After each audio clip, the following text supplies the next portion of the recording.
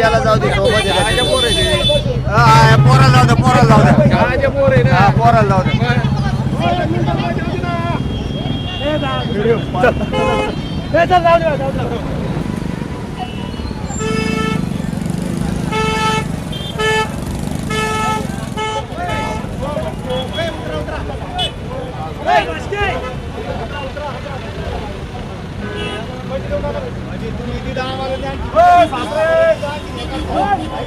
नाही नाही, लोकांना त्रास होतो पण आम्हाला त्रास झाला त्याचं काय? आम्हाला वाली कोण आहे?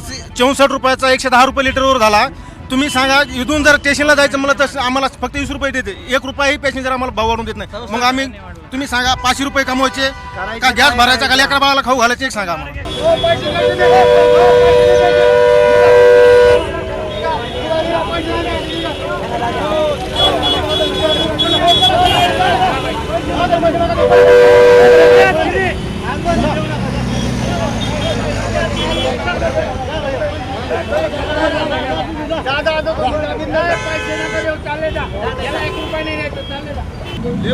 अरे सगळ्यासाठी नाही, गॅस 100 रुपये लिटर झाला. मग 100 रुपये लिटर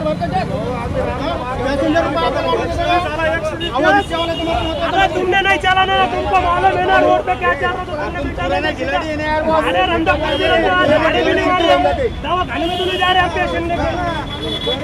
छत्रपती संभाजीनगरमध्ये आज रिक्षा चालकांचा संप आहे आणि त्याचं कारण आहे गॅस मिळत नाही.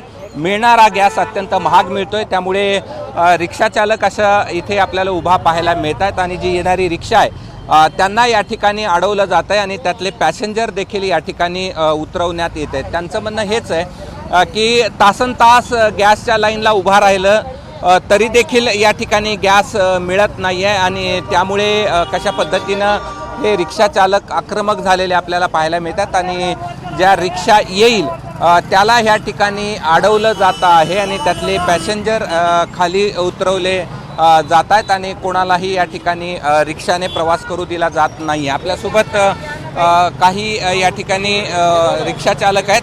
मला सांगा, काय काय तुमच्या मागण्या आहेत आणि तुम्ही त्यासाठी आज संप पुकारला? सर, आम्ही ज्या वेळेस गॅस मिळत होता त्यावेळेस 64 रुपये लिटर मिळत होता आणि एकदमच गॅस वाढून डायरेक्ट 100 रुपये झाला. 110 झाल्यानंतर असं वाढत ते गेलं आणि नंतर 5-5 घंटे लाईनला उभा राहून कोणाला गॅस नाही मिळाला. ज्यांचा नंबर जवळ आला त्याच्यानंतर म्हणले गॅस बंद. सगळे पंप असं बंद केले मनमानी पद्धतीने या गॅस पंपवाल्यांनी त्यांच्या पद्धतीने रेट वाढवण्यात आलेले आहे. कोणत्याही प्रकारचा शासनाचा कोणताही नियम नाहीये, काही नाहीये. तर एकही त्यांच्याकडे असं लेटर नाहीये या गॅस पंपवाल्याकडे की आमच्याकडून केंद्र सरकारकडून लेटर आलंय म्हणून की एवढ्या पद्धतीचे पैसे वाढलेत म्हणून. आता हे जे ताण आम्हाला जे भेटतोय आज, जो रिक्षा चालकांचा संप आहे तो इलेक्ट्रिक गाडीसाठी पण आहे आणि हे भाववाढ झालेली गॅसची त्याबद्दल पण आहे. लोकांना त्रास होतोय ना, लोकांना त्रास होतोय पण नाही, लोकांना त्रास होतो पण आम्हाला त्रास झाला त्याचं काय? आम्हाला वाली कोण आहे?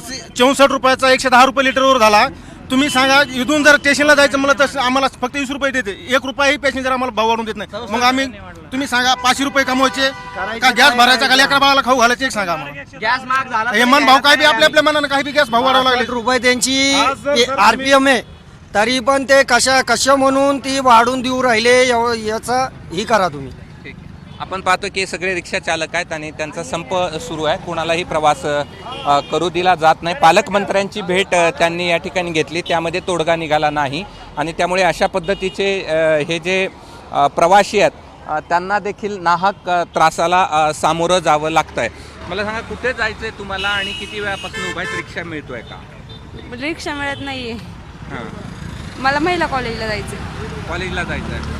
किती वेळापासून उभी आहे? अर्धा तास. हे असे अनेक प्रवासी आहेत ज्यांचा या ठिकाणी त्यांना रिक्षा मिळत नाही आहे आणि त्यामुळे त्यांना नाहक त्रासाला सामोरं जावं लागतं. किती वेळापासून बाबा उभा आहे आणि काय अडचण आहे? आता जवळजवळ 1 तास उभा आहे.